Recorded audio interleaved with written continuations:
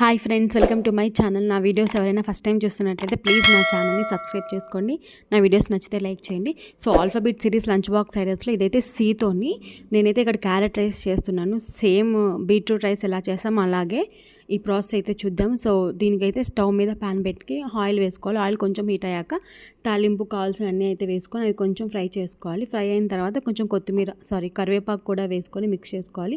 ఆ రైస్ క్వాంటిటీని బట్టి కొంచెం పచ్చిమిర్చి కూడా వేసుకొని దానికి తగ్గ సాల్ట్ వేసుకొని మిక్స్ చేసుకోవాలి. అవన్నీ బాగా వేగిన తర్వాత ఒక కప్ అయితే క్యారెట్ తురుము తీసుకున్నాను. ఇవైతే సన్నగా తురుముకోవాలి క్యారెట్. సో క్యారెట్ తురుము వేసి దాంట్లో కొంచెం ఉప్పు ఇంకా పసుపు కూడా వేసి మిక్స్ చేసుకోండి. ఇంక ఇక్కడ కొంచెం అల్లం వెల్లుల్లి పేస్ట్ కూడా వేసాను, అదైతే వీడియో మిస్ అయింది నాకు. సో అల్లం వెల్లుల్లి పేస్ట్ వేసుకోండి, టేస్ట్ బాగుంటుంది క్యారెట్ రైస్లో అయితే. ఇది కొంచెం మిక్స్ చేసుకొని మూత పెట్టి ఒక 10 మినిట్స్ అయితే దాన్ని కూడా ఉడికించుకోవాలి. ఈజీగా త్వరగా చేసేసుకోవచ్చు ఈ రైస్. మధ్య మధ్యలో మూత తీస్తూ దాన్ని అయితే మిక్స్ చేసుకోండి, లేదంటే క్యారెట్ తురుముకున్నాం కాబట్టి అది కొంచెం మాడిపోతుంది. సో ఆ క్యారెట్ కొంచెం పచ్చివాసన అంతా పోయి ఉడికింది అనిపించినప్పుడు ఒక 2 కప్స్ రైస్, సేమ్ 1 కప్ క్యారెట్కి 2 కప్స్ రైస్, ఇంకా కొంచెం ఎక్కువైనా యాడ్ చేసుకోండి, ఏం కాదు. అంటే క్యారెట్ కొంచెం తగులుతుంటే బాగుంటుంది.